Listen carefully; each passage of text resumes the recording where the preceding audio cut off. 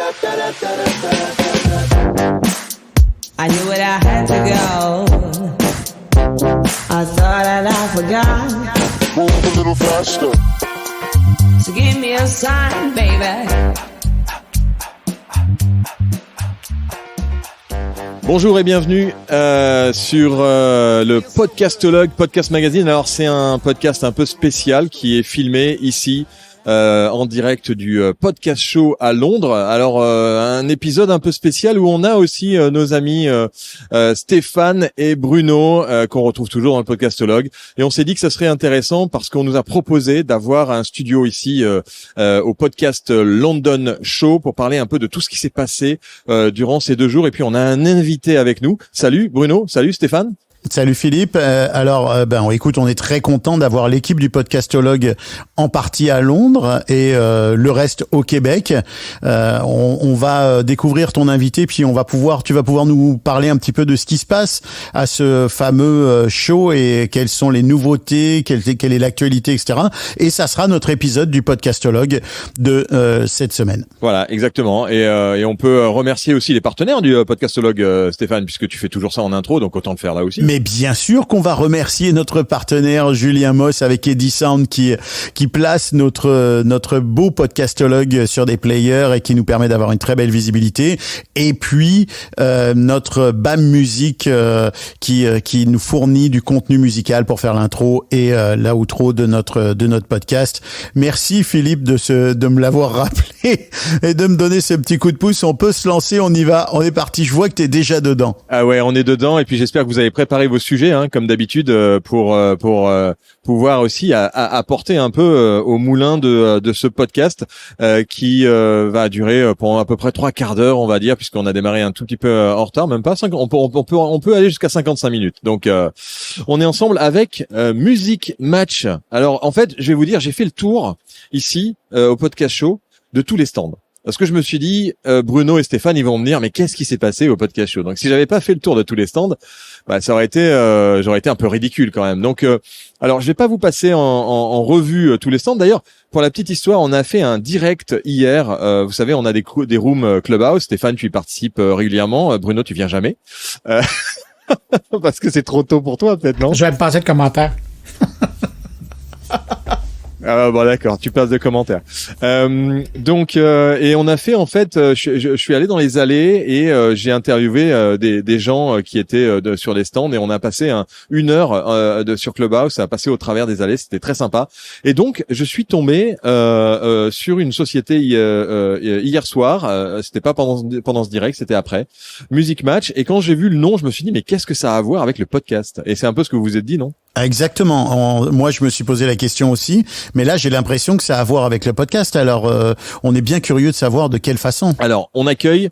Je vais te laisser te présenter à nos auditeurs et auditrices et puis téléspectateurs parce qu'on est filmé aussi. Dis-nous, qui es-tu et qu'est-ce que c'est que Music Match? Ok. Bonjour tout le monde. Je suis Marco Paglia. Tu dois me comprendre si je parle français pas trop bien, mais on va essayer. Alors, à votre avis, il est de quelle nationalité? Moi, je suis italien, c'est clair, parce que c'est l'accent. Mais j'ai vécu à Paris, quand j'étais jeune, et donc, oui. Tu avais une petite amie française, non? Non, pas la petite. J'ai travaillé dans la Siemens à Paris, à Rambouillet. À Rambouillet. C'est sympa, Rambouillet, ça va. C'est pas le pire endroit à Paris. Alors, parle-nous un peu de Music Match et que fait Music Match au London Podcast Show. Moi, quand je parle de Music Match, je dis que c'est quelque chose que tu utilisais, mais tu ne sais pas ce que c'est. Et donc, Music Match, c'est le database de lyrics. Comment tu dis lyrics en français? Les paroles des chansons. Les paroles des chansons. Ouais, les lyrics in English. Ouais, les paroles. Et alors c'est marrant parce que ma fille qui a 14 ans, elle est sans arrêt sur les paroles et de toutes les chansons en anglais et 90% du marché, c'est toi. Exactement. Et si tu vois des paroles des chansons dans l'internet, dans Spotify, dans Apple Music, c'est Music Match. C'est un business qui est né il y a 2 ans, 13 ans. Et donc, c'est ce qu'on a fait. C'était un peu comme un Wikipédia, un wiki de paroles des chansons. Ouais. Et donc, on a fait un database pour tout le monde, dans toutes les chansons. On a essayé de convaincre Spotify et Apple Music dans les années d'intégrer les paroles des chansons dans la musique. Et donc, not only Pas seulement dans les websites, mais dans l'expérience que l'utilisateur utilise tous les jours. Que c'est Ouais, parce qu'au début, ils faisaient pas ça. En fait, c'est toi qui as réussi à les convaincre Exactement. de mettre des paroles. C'est quand même incroyable, les gars, de devoir convaincre des plateformes musicales de mettre des paroles des chansons. Et aujourd'hui, c'est super utilisé. Exactement. Parce que Music Match, il faisait les paroles des chansons synchronisées.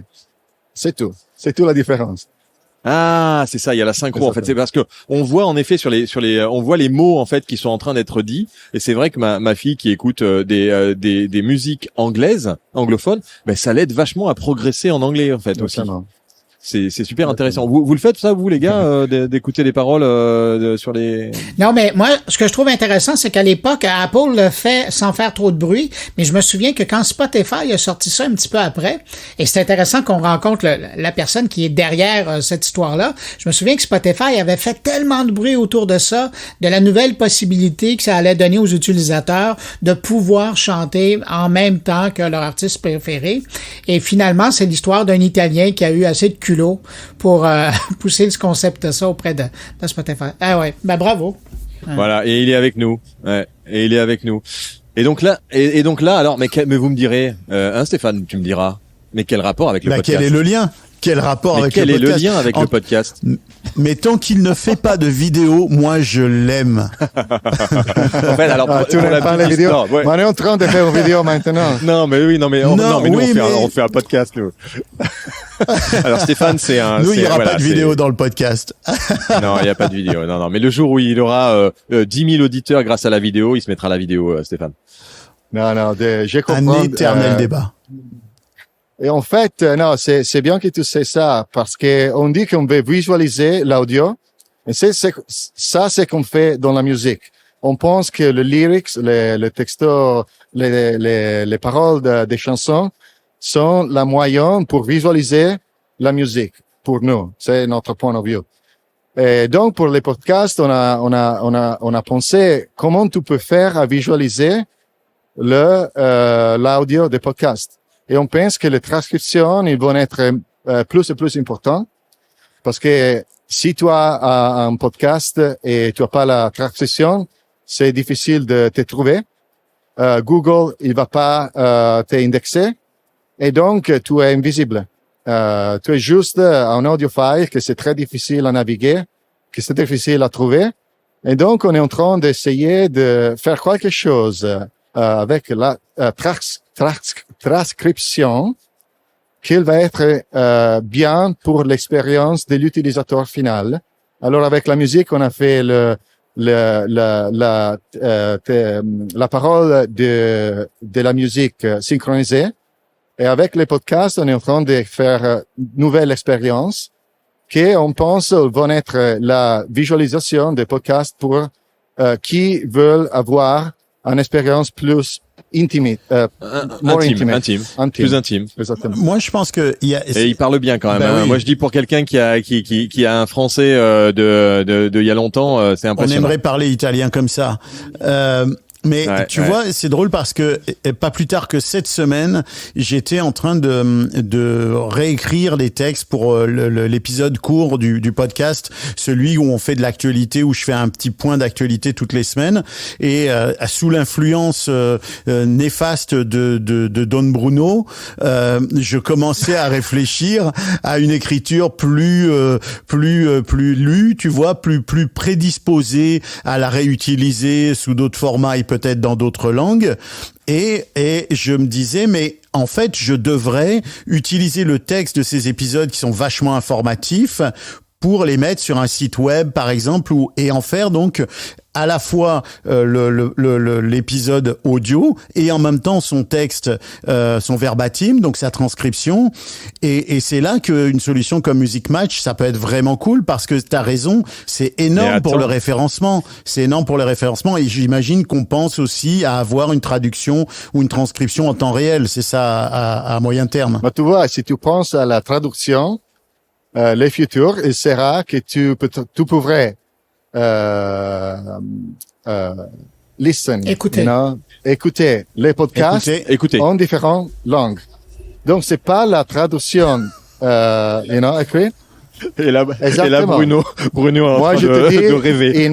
in 2 années, c'est ça qu'on va. Donc ça veut dire en fait, pour résumer, que tu vas pouvoir avoir, comme tu as les paroles des chansons, tu vas pouvoir carrément avoir les paroles de chansons, enfin les paroles d'un podcast, mais dans une autre langue en temps réel et voir ce qui était en train Pas de voir, bah écouter ce qui est en train de dire. Ah oui, écouter en plus, c'est-à-dire carrément faire de la voix synthétique. Avec l'intelligence artificielle Et le clonage. Exactement, avec une voix qui c'est similaire à qui était de parler. Ça, c'est le futur. Mais pour faire ça, tu dois avoir un bien transcription.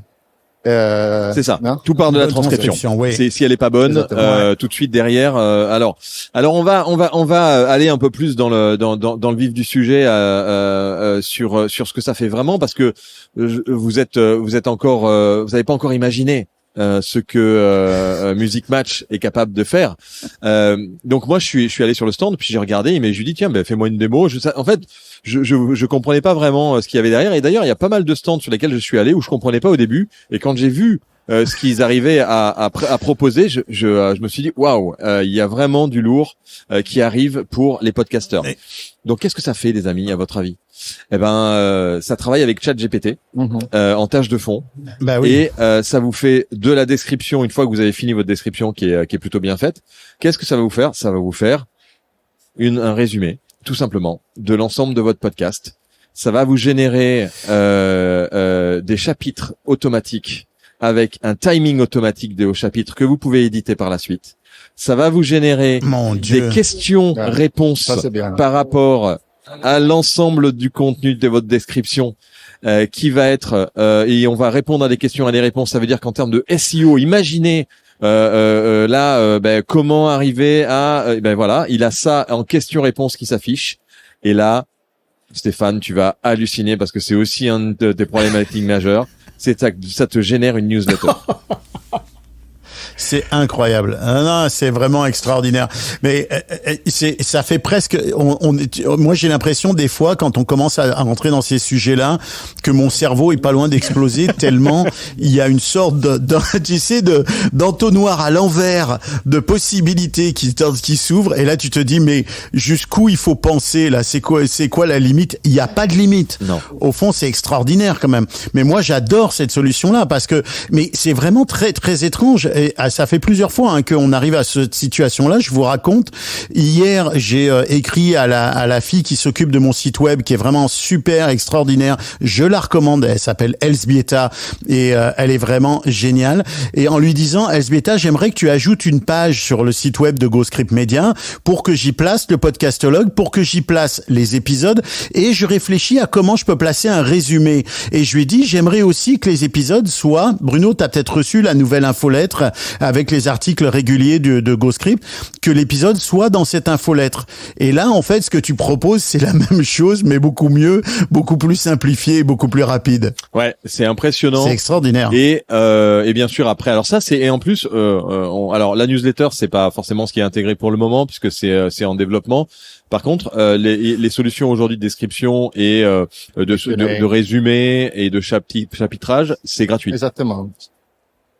On veut essayer d'ouvrir le marché et depuis on va faire comme tout le monde fait le premium service que tu dois payer pour Des valeurs ajoutées, donc de la newsletter, la capacité de faire une vidéo avec un résumé de vidéo, avec de la transcription automatique et du texte qui vient s'afficher sur votre vidéo, et puis la newsletter qui est en premium et en option. Bruno, tu oui, voulais, une question pour dire ton quelque chose? invité. Je serais curieux de savoir, pour le moment, le service est disponible en quelle langue? Et au niveau de la tarification, comment ça fonctionne? Est-ce que c'est une tarification mensuelle? Est-ce que c'est une tarification à partir du nombre de caractères qu'on utilise? Comment ça fonctionne? OK. So, la première chose, pour la langue, tu as joué avec ChatGPT déjà quelquefois. Et donc, tu vois Oui, tout à qu'avec fait. la langue, la technologie, elle est arrivée à un point dont la langue, c'est pas important. En ChatGPT, moi, j'ai essayé de jouer avec de contenu en italien, et après, je parle en anglais, elle me répond en anglais avec le contenu que j'ai mis en italien. Donc, la langue, c'est pas important, et donc, ça travaille au nom de langue, c'est pas un problème. Naturellement, c'est pas parfait, mais si tu vois la technologie, ce qu'on dit aujourd'hui, c'est différent de ce que on dirait, en 5 mois. Et donc, la technologie, c'est is accelerating, non? Il y a une accélération Ça incroyable. s'accélère. Et donc, langue, c'est pas un problème. La seconde question, qu'est-ce que c'était quelle la seconde question? C'était au niveau de la tarification. Comment vous allez fonctionner? Est-ce que ça sera un tarif mensuel illimité ou est-ce que vous allez fonctionner avec un nombre de caractères, la grandeur du fichier? Tu vois, je ne sais pas. C'est un nouvel marché. Si tu me demandes aujourd'hui, je dis que c'est plus simple pour les consommateurs d'avoir un plan que c'est infini. Parce que quand tu vois dans les menus ou les heures, c'est trop compliqué. Tu vois, et donc, moi, je vois aussi ça dans la musique, qu'on connaît plus. Tu connais les distributeurs pour la musique, like DistroKid ou CD Baby. Ils sont comme les hosts, mais pour la musique. Ceux qui étaient plus de succès sont lui que ils ont fait un tarif as much as you can eat, infini. Tu payes pour moi et tu fais tout ce que tu veux. Quand tu vas dans tarif qui sont pour le menu, etc., pour le consommateur, c'est compliqué de comprendre. Et donc, on doit trouver la formule juste. Maintenant, c'est gratuit parce qu'on est en train d'ouvrir le marché. T'as pas la newsletter, mais la transcription, les chapitres, le résumé, tu peux le faire aujourd'hui, c'est gratuit, et ensuite la newsletter, c'est une option supplémentaire qui va arriver. La vidéo, c'est une option supplémentaire, et là il va y avoir une tarification, à mon avis pas excessive, parce que en fait leur cœur de marché c'est la musique, et le podcast c'est un peu un test, et derrière c'est surtout de rentrer dans des grands systèmes, puisque votre objectif c'est de répéter le modèle que vous avez avec la musique. Là, je pense que tu vois, il y a plus de créateurs du monde. Donc, aussi dans la musique, la création, c'est un marché que keeps growing, non? Comme on se dit, Bruno, il keeps growing, il continue à crescere. Ça continue, Exactement. ça poursuit. Et donc, si aujourd'hui tu as 1 million de podcasters, l'année prochaine, il serait 2 millions, après 3, etc., etc. Il y a juste plus de créateurs dans le monde. Et donc, je pense qu'en business, c'est plus important de faire des tools pour l'utilisateur moyen à bon marché, mais d'avoir un grand marché plutôt qu'avoir, tu vois, juste le petit. Et dans la musique, c'est la même chose. En fait, les instrumentations pour le hobbyiste, non, le musiciste qui fait les choses dans sa petit les amateurs. Exactement. C'est un marché très, très, très grand. Et ce sera la même chose pour dans le podcast. Moi, j'ai une question. D'ici quelle échéance tu estimes qu'on serait capable d'animer un podcast, de le mettre en ligne et que les gens puissent entendre en simultané une traduction dans leur langue? Est-ce que tu penses qu'il y a une échéance que tu es capable de visualiser? De visualiser en traduction, tu dis? De voir, oui, quand est-ce que ça va se produire selon toi? Mais tu parles de la traduction spécifiquement? Oui. Traduction, c'est facile. Ce qu'on disait before, c'est de cloner la voix, probablement pas dans le temps réel, ça c'est très difficile, mais de faire quelque chose dont tu fais un épisode et tu as cloné ton voix c'est la voix, oui, dans, 5 langues, et de pouvoir, internationaliser ton contenu pour tout le monde. Moi, je pense que ça, c'est une année de développement. Alors, ouais, pour info, j'ai croisé dans les allées Raoul Vedel, je sais pas si vous connaissez Raoul Vedel de Vedel Software, qui a une solution qui s'appelle Atos. Et lui, il m'a dit dans les allées qu'il était en train de travailler sur une solution pour la publicité, puisqu'ils ont une solution assez efficace pour le placement de la publicité. Et donc, il m'a dit qu'ils allaient être capables dans une publicité de remplacer à la volée la langue en enlevant uniquement la voix et en changeant avec la même voix la langue. Ouais. En temps réel. Moi, question pour ton invité. Comment tu vois les préoccupations qui touchent à la préservation de la voix, à l'identité de la voix, à la propriété de la voix? Comment tu envisages ça, toi qui justement travailles avec la voix comme matériel? Moi, j'imagine que probablement il serait de compagnies qui te protégent. Et donc, si tu as ton voix, tu peux la licencier à des compagnies qui peuvent l'utiliser. Et donc, tu la vas mesurer. Non, qui utilisait ma voix? Ça, c'est le revenu. Non, ça, c'est l'argent qu'il a gagné. Et ça sera exactement comme protéger ton copyright pour la musique, pour ton création, etc. Je pense qu'il va faire des choses comme ça, non? Tu peux licencier ton voix. Mais ça, c'est un bon business, c'est une bonne idée de business, ça, finalement, de lancer une entreprise qui va déposer, où tu vas déposer ta voix et où elle va être protégée, et où avec un processus d'automatisation, à chaque fois qu'elle va être utilisée, tu pourrais demander des revenus. Et tout géré par le blockchain. Ouais. Oui, c'est ça que je pense. Mais si ça semble rationnel. Ouais, c'est logique. Ouais, c'est logique. Ouais, il y a des vrais enjeux sur la voix. Moi, je posais la question à Raoul qui lui sa problématique, c'est d'avoir des voix qui autorisent l'exploitation du clonage de manière illimitée. Et donc il dit j'ai deux solutions, soit de leur demander de payer très cher une fois et après j'utilise ce que je veux, la voix quand je veux, comme je veux ad vitam aeternam, soit des royalties.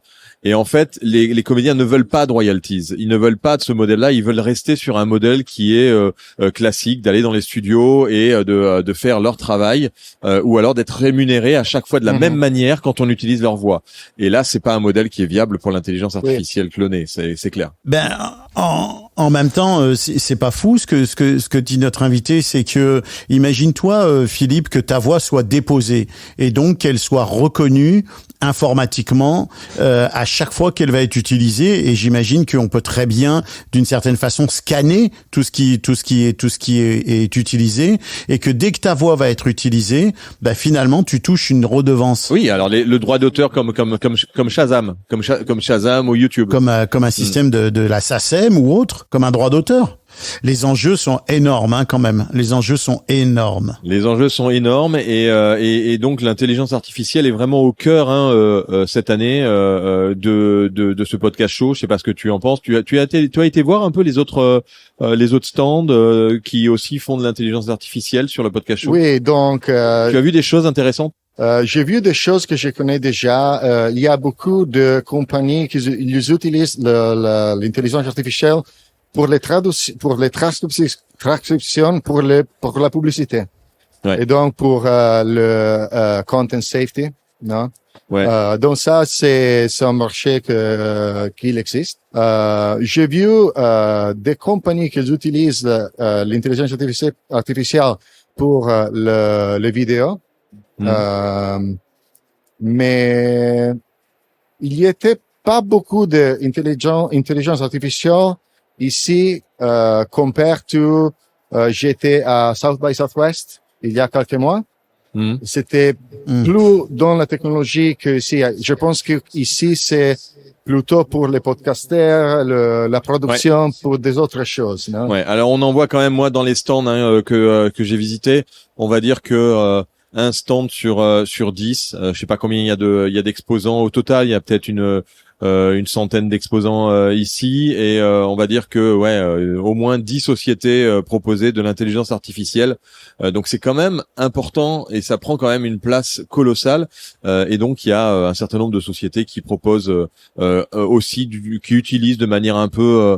Il y a une société qui fait par exemple des clips vidéo Oui, et qui c'est ça, utilise un j'ai tout vu petit ça. peu Oui. l'intelligence artificielle qui s'appelle. Et d'ailleurs j'ai fait faire un clip. Qui s'appelle ClipGen, ClipGen, CLIPGEN.io. J'ai pris une des vidéos qu'on a fait de Podcast Magazine de YouTube. Il a pris le flux RSS, le lien YouTube. Il l'a mis dans ClipGen. Ça a généré 2 clips qui m'ont été proposés et je peux en choisir un ou deux en français, puisque je voulais tester sur la langue française. On peut après corriger bien sûr le texte et si on veut exporter la vidéo, faut payer.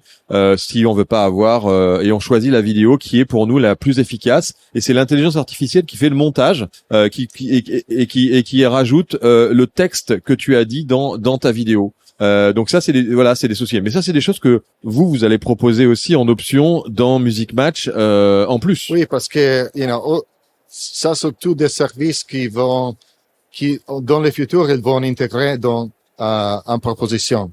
Et donc, tu vois, ce qu'on fait, c'est de penser, si tu as en transcription que c'était bien fait, qu'est-ce que nous peut faire pour générer tout ce que tu as besoin, comme les vidéos, les matériaux de scripture, avec ces artefacts particuliers.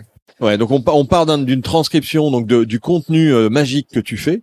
Et on en fait un peu ce dont tu as besoin. Donc Stéphane, tu as besoin de quelque chose, eh bien ils vont rajouter un petit onglet rien que pour toi. Ça c'est vraiment impressionnant. Non mais en fond ça pose une autre question. Oui, ça va être exceptionnel en termes de référencement, c'est-à-dire que quand le contenu de ce qu'on est en train de se dire va être transféré à l'écrit et donc référencé par les moteurs de recherche, on va gagner en termes de métadonnées, c'est sûr. Le problème et la question que je me pose, c'est justement cette surabondance de métadonnées. Qu'est-ce que ça va donner à un moment donné? Est-ce qu'on va pas être tous en train de surproduire du contenu? Et finalement, est-ce que c'était pas mieux avant quand on était juste quelques-uns à bien savoir remplir les métadonnées de la description de son podcast versus ce qui va arriver dans 2 ans où ça va être la folie par rapport aux informations qu'on va envoyer aux moteurs de recherche. Est-ce qu'on va pas être perdu finalement dans ce flow-là? C'est vrai, mais ça c'est le trend. Tu vois, on produit beaucoup de contenus. Et donc, ça veut dire que le contenu, c'est disposable aussi. Tu vois, c'est à disposition. Non, mais c'est ça. Je pense que la masse de contenu, ça va être peut-être une organisation différente et surtout une recherchabilité. Tiens, je viens d'inventer un mot. La recherchabilité d'un contenu et de pouvoir y accéder très facilement parce qu'il est bien référencé. Or aujourd'hui, c'est pas forcément le cas. Quand on cherche quelque chose sur Google, sur un moteur de recherche, c'est pas très très efficace. Donc avec l'intelligence artificielle, les moteurs de recherche vont évoluer et si le référencement de tous les contenus est optimal, ça veut dire qu'on pourra trouver le bon contenu beaucoup plus facilement, même si tout est référencé de la même manière et tout est homogénéisé en termes d'outils que tu peux utiliser pour le faire. Exactement, avec le format que tu veux. Donc, tu peux les écouter, ou tu peux voir un résumé. C'est ça que tu choisis, c'est ton choice. Non? Et pour moi, tu vois, aujourd'hui, on a dit des choses intéressantes. Et donc, pour se retrouver, on devrait faire un blog post. Mais pourquoi je dois faire un blog post quand je juste mettre l'audio file dans l'internet et l'intelligence artificielle, il ferait tout pour moi. Tu vois? Moi, j'ai fait une conversation et tout le reste c'est fait par l'intelligence artificielle. Alors, ce qu'on vous a pas dit sur la plateforme Music Match, c'est que vous pouvez aussi bien sûr cliquer sur un tout petit bouton Embed et vous ajoutez ça sur votre site pour avoir immédiatement le référencement qui fonctionne. Donc je pense que Stéphane et Bruno sont déjà en train de tester. C'est-à-dire que là ils ont déjà uploadé. Je suis déjà en train de regarder. Hein, Bruno? J'ai déjà les yeux Bruno. sur le site de Music Match. En ce qui concerne, et Et d'ailleurs, je vois que dans la section podcast de Music Match, il y a déjà la mention, on peut déjà retrouver le podcastologue. Alors, Non, merci. je l'ai fait hier. Moi, j'ai hein. C'est regardé. qui ai demandé hier. C'est Philippe. Ben, merci beaucoup. Alors, C'est Philippe. l'information est déjà là. Moi, j'ai fait, pendant que vous parliez, là, j'ai fait mon inscription.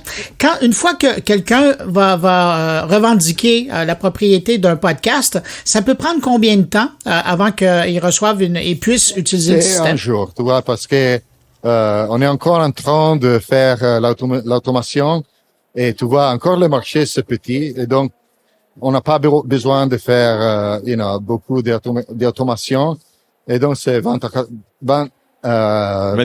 24 heures, exactement. Parce que là, faut vous préparer, hein, parce que quand les gens vont écouter le podcastologue, ça va être un tsunami. Oui. Non, c'est très facile parce de qu'on requêtes. doit voir que l'email de qui a requesté a fait la requête, c'est légit après. Oui, en fait, si tu veux, ils vont demander Ouais. avec le flux RSS quel est le mail qui est lié au flux RSS. Ils envoient un mail de demande pour valider le fait que tu es OK pour que le flux RSS soit ingéré. Et ensuite, une fois qu'il y a cette validation-là, la transcription des épisodes peut se réaliser. C'est comme ça que ça fonctionne. Donc plein de. D'accord. Alors, pour Ah non, c'est bien fait.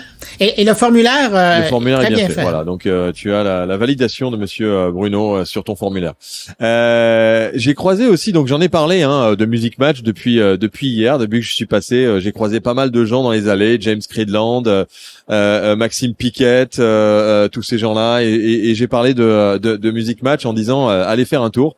Donc je pense qu'ils sont venus, et ils sont Et passés oui, on a connu James. il y a longtemps. Yeah, oui. Ouais. Et donc j'ai croisé Maxime Piquet de Ocha dans les allées. Et puis bon, sans vous dévoiler les choses, bien entendu, c'est des choses qui sont en train d'intégrer aussi à Ocha. Et que beaucoup sont en train et il était d'accord pour dire que ça allait se généraliser et que c'était des choses et des services qu'ils allaient proposer de plus en plus dans les solutions d'hébergement et chez les hébergeurs qui existent aujourd'hui. Donc ça va être bien, ça va nous faciliter le travail quand même. Qu'est-ce que tu as découvert d'autre, Philippe, d'intéressant justement à ce show là depuis hier? Alors j'ai découvert beaucoup de choses. Il y a pas mal de matériel. Alors pas énormément de microphones. Il y a quelques marques qui sont présentes.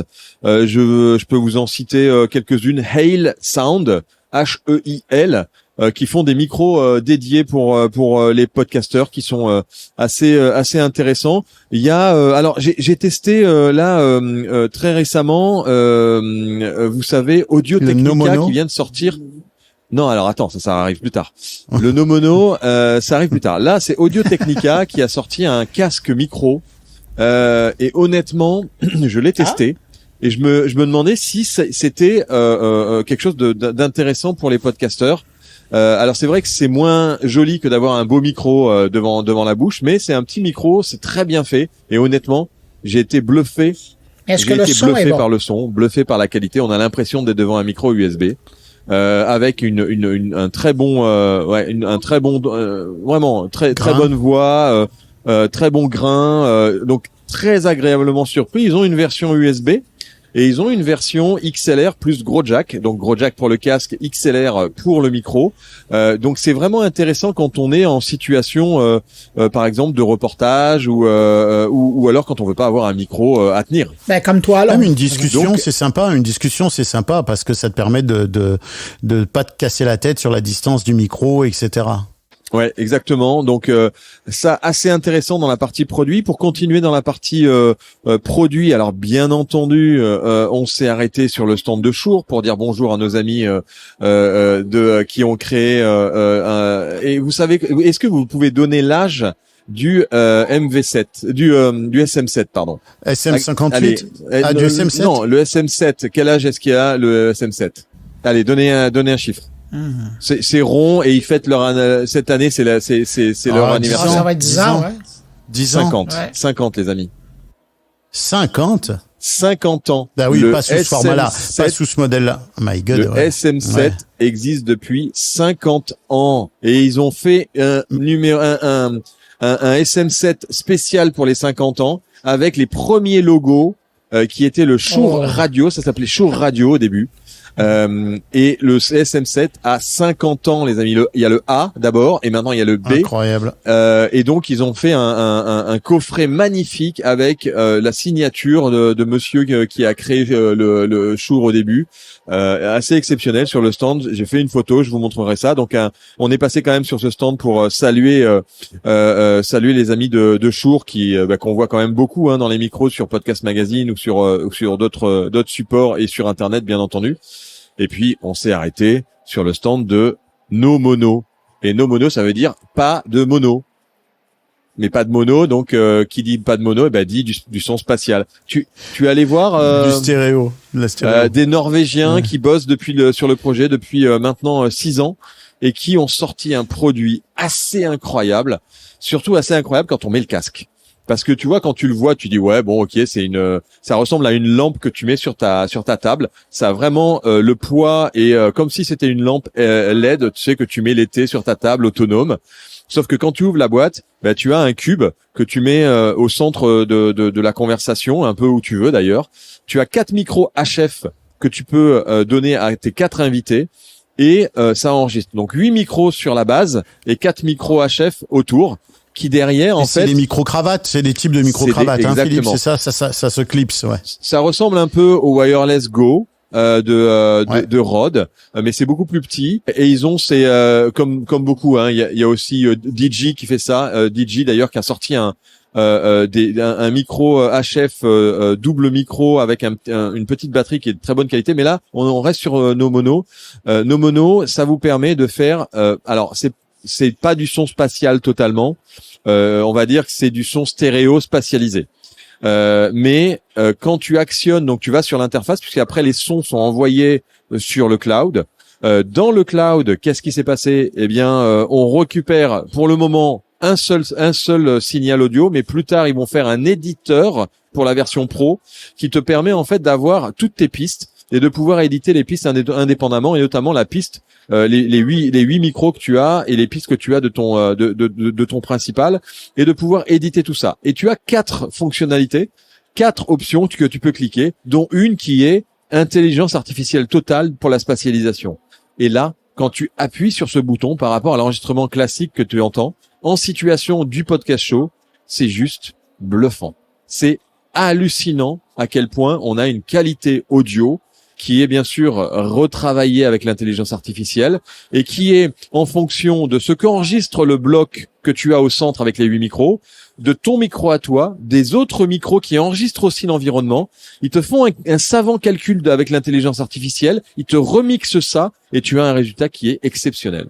Oui. Donc, Bruno. Philippe, tu confirmes que les exemples qu'ils nous présentaient sur leur site web en vidéo, c'est exactement ce que tu as vécu. C'est exactement ce que j'ai entendu avec de l'enregistrement fait dans une situation au podcast show. 2400 € quand même la petite bête. Alors, et après, bien sûr, tu as 4 heures gratuites de stockage sur le cloud. Si tu veux avoir plus, il faut payer, ou alors il faut que tu vides tes fichiers pour avoir à nouveau 4 heures de disponible, pour refaire un son. Et ensuite, au-delà de 4 heures, c'est des abonnements pour avoir une version pro jusqu'à 10 heures de stockage sur le cloud. Donc en fait, plus on a de stockage sur le cloud, plus c'est cher. Et si on veut avoir la version édition, c'est la version pro qui va être aux alentours de $29 par mois pour avoir accès à cette fonctionnalité-là, en plus de votre nom. Alors, ce qui est quand même impressionnant dans le nom aussi, il faut en parler. À part le nom qui est carrément impossible à prononcer, c'est le fait qu'il y a une autonomie exceptionnelle. Pourquoi ? 8 heures, le petit carré, il est connecté à une base. Cette base, c'est une grosse batterie. Donc, on charge d'abord la batterie de base, qui, elle, charge le cube. Le cube étant chargé, il a 8 heures d'autonomie et les petits micros 8 heures aussi. Quand tu recharges le tout, la base a 2 fois plus de 8 heures d'autonomie à l'intérieur. C'est-à-dire que tu recharges ton cube ce qui fait 16 heures supplémentaires. Donc 8 plus 16. Ouais.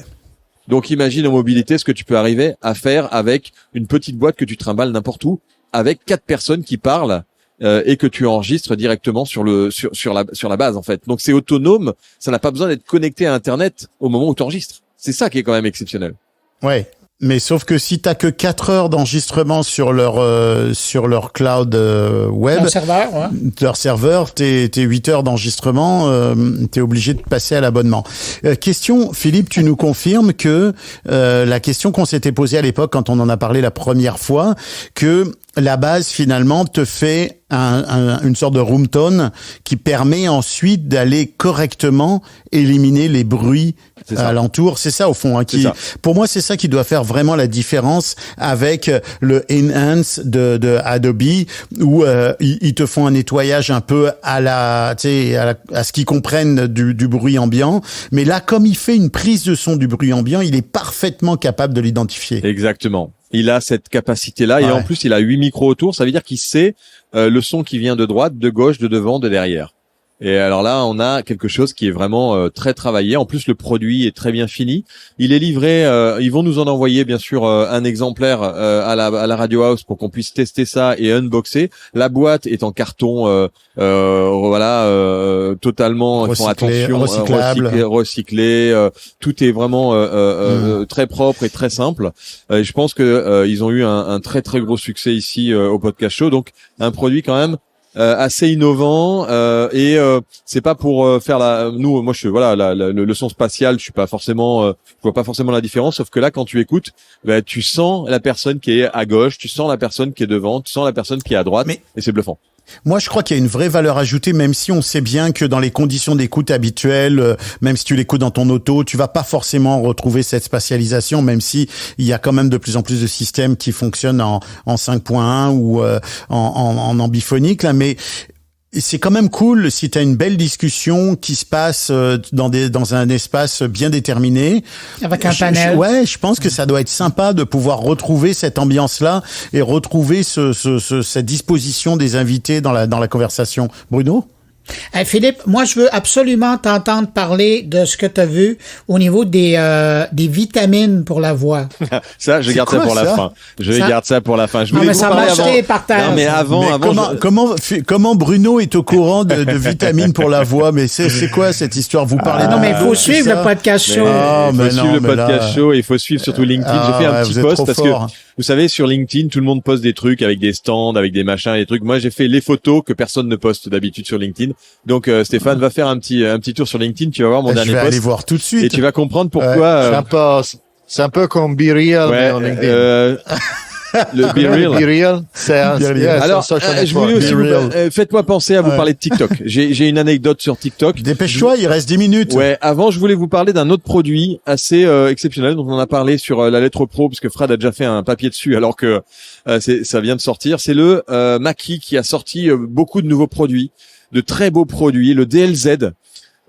Où j'ai eu une démonstration du DLZ, de cette console qui est 2 fois plus grosse qu'une Rodecaster Pro, et on se dit mais ils sont gentils là, ils ont copié la Rodecaster Pro et ils ont mis un écran beaucoup plus grand.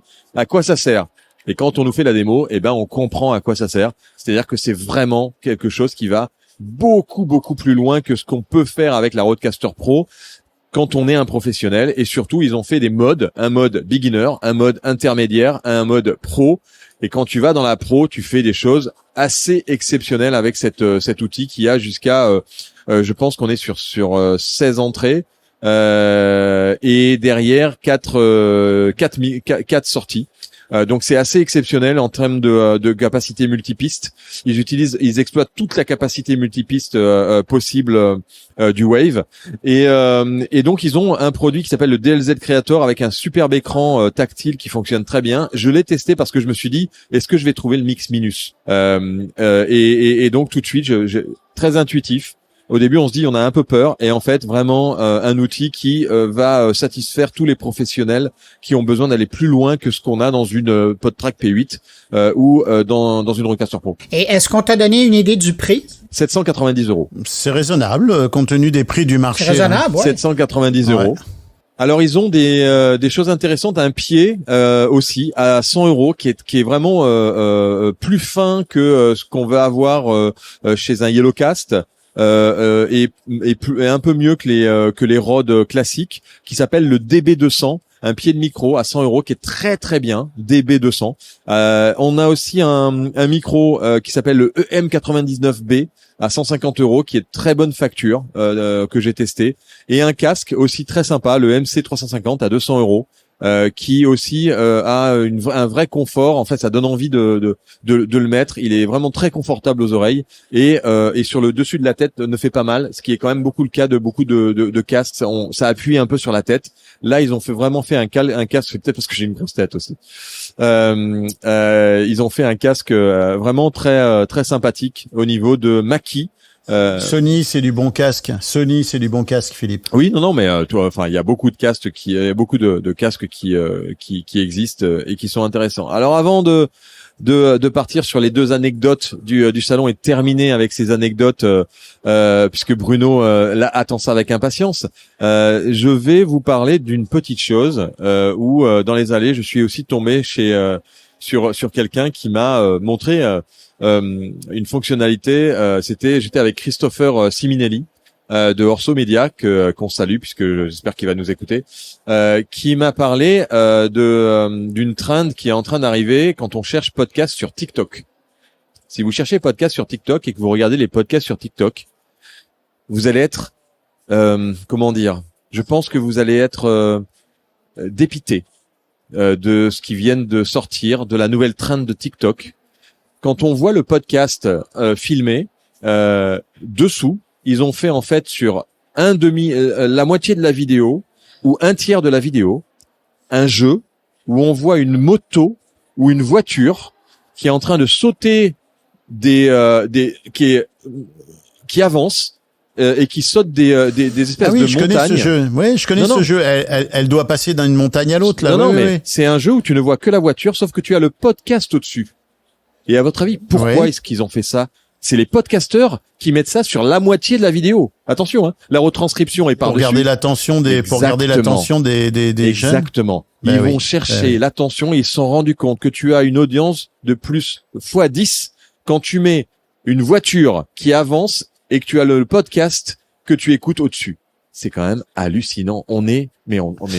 Peut-être que sur le podcastologue, on devrait mettre une grenouille qui fait le tour de l'écran ou un truc comme ça. Non, mais dans quel monde on vit, les amis? Mais dans quel monde on vit? C'est une catastrophe. Et tu sais que Philippe aussi, il a sa marotte, il a son obsession sur TikTok, Instagram. Et puis, on va donc terminer. Alors, fini parce qu'il reste 5 minutes. Gros plan, si vous le voulez, sur, can we make, zoom? Voilà, on va zoomer. Sur l'audio, on s'approche. Regardez. Vita Voice. Parle plus fort, Philippe. Vita Voice. Eh bien, je vais l'ouvrir pour vous. C'est quoi, ça? Vita Voice, regardez. C'est une société qui expose. C'est une vitamine. Pour la voix. Sérieux. Paris Podcast Festival, j'en donne une, tiens. C'est pour ta voix. Voilà.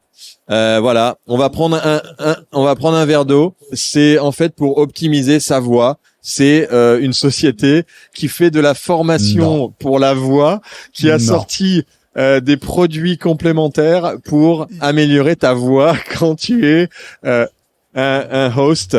En fait, ils sont spécialisés dans la nutrition et ils ont sorti un petit truc qu'ils vendent qui s'appelle Vita Voice. Donc ça qui est quand même hallucinant. Donc que je testerai pendant toute la soirée pour voir si demain j'ai une voix fantastique. Et qui est déjà disponible en vente en ligne. Écoute, si c'est comme les vitamines, on te souhaite bon courage. Voilà. Et puis la dernière petite chose rigolote, c'est Frequency, une société qui fait de l'hébergement, qui à Londres est passé devant un bar, non pas un bar, pardon, un vendeur de café. Et ce vendeur de café s'appelait Frequency. Et donc ils ont acheté tout un tas de paquets de café qu'ils ont mis sur leur stand, et je suis arrivé et je lui ai dit, mais qu'est-ce que vous faites avec du café sur votre stand? Et il a dit, c'est simple, j'ai vu un marchand de café ce matin en passant à Londres qui s'appelait Frequency, je lui ai acheté tout son stock et maintenant je les donne aux visiteurs, et j'ai trouvé ça marrant. Et il se trouve que ce mec qui a lancé Frequency, ce café, c'est un podcasteur. Donc voilà, c'est la petite histoire. Et c'est pas rien parce que c'est du café Exactement, péruvien. c'est du café péruvien. Donc c'est les 2 photos que j'ai publiées sur LinkedIn. Est-ce qu'il y a un truc que Bruno ne connaît pas? J'aimerais un jour qu'on tombe sur un truc que Bruno ne connaît pas. Est-ce qu'il y a quelque chose qu'il connaît pas, Bruno? C'est pas croyable. C'était vraiment un plaisir de passer ce moment avec vous, messieurs. Merci beaucoup d'avoir participé à ce podcast Hologue, podcast magazine. On se retrouvera certainement dans d'autres univers parce que vous allez continuer à développer Music Match. Absolument. On va donner l'access to Bruno et Stéphane et on va faire beaucoup de travail pour l'améliorer. Grazie mille per l'intervista. Grazie. Et on va remercier aussi nos amis de Spiritland Studio quand même parce que on a un magnifique studio ici en plein podcast show filmé. Spiritland Studio qui est un studio de production et qui fait bien sûr la production de podcasts. Donc on les remercie beaucoup pour ce studio magnifique.